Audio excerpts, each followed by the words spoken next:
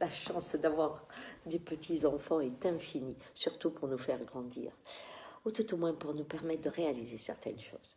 Là, je suis en vacances en Cévennes, chez moi, bien sûr, dans mon terroir, hein, dans ma terre, comme je pourrais dire, celle à laquelle je respire le mieux.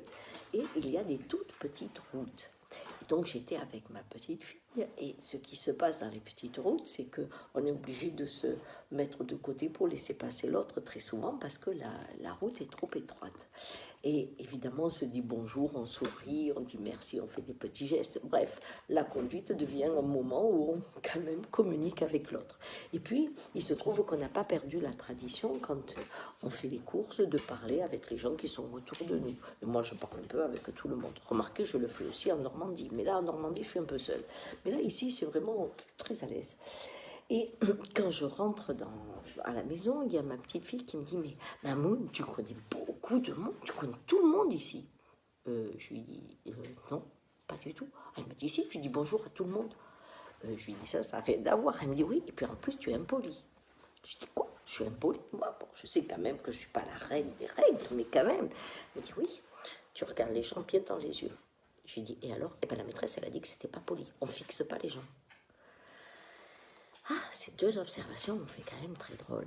La première, comme je lui ai dit, communiquer très important. Elle me dit, oui, mais ce sont des étrangers. Je lui dis, oui, mais tes amis que tu as maintenant, avant, c'est des étrangers.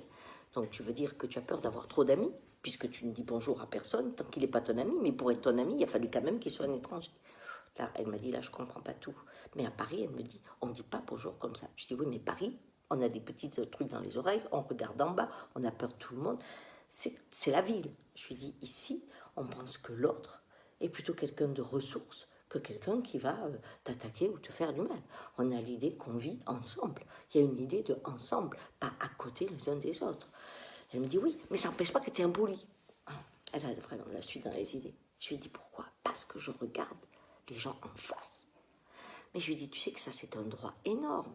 Pendant longtemps, les gens étaient esclaves, il fallait qu'ils baissent les yeux. Pendant longtemps, les femmes, il fallait qu'elles baissent les yeux devant leur mari. Et crois-moi, sur cette planète, il y en a plein qui le font aujourd'hui encore. Baisser les yeux veut dire je me soumets à. Rencontrer le regard de l'autre, c'est se connecter comme des êtres égaux. On partage la vision, on est ensemble, je me connecte à toi et la façon de se connecter est importante. Bien sûr que si je connecte, mon regard est un regard hautain, ça n'a rien à voir avec un regard ouvert. Je lui dis, elle me dit, oui, mais moi, tu vois, je suis punie quand même si je fais ça. La maîtresse, elle me dit que c'est pas bien. Je lui dis, ben oui, mais peut-être que ton regard la dérange et que ça vaudrait le coup qu'un jour tu parles avec elle, que tu lui dises, mais pourquoi je dois baisser les yeux quand vous me faites une remontrance ou pourquoi mon regard vous dérange? Et puis on a arrêté la discussion et j'ai réfléchi. Et je me suis dit, c'est pas faux. J'aime regarder les gens en face et souvent les gens sont troublés parce que je quitte pas le regard. Pourquoi? Parce que dans l'autre, je vois la joie de rencontrer quelqu'un. La joie d'avoir un semblable à mes côtés. C'est vraiment une joie chez moi. Donc, mon regard, c'est une curiosité et c'est une joie. Et je pense aussi que ces petits bonjours qu'on se dit grâce aux routes étroites, eh bien, me donnent le goût de détester les autoroutes et de dire que cette facilité qu'on a d'aller encore plus vite fait qu'on oublie les bonjours qui font tellement de bien quand on conduit avec ce sourire, ces mains qui se lèvent.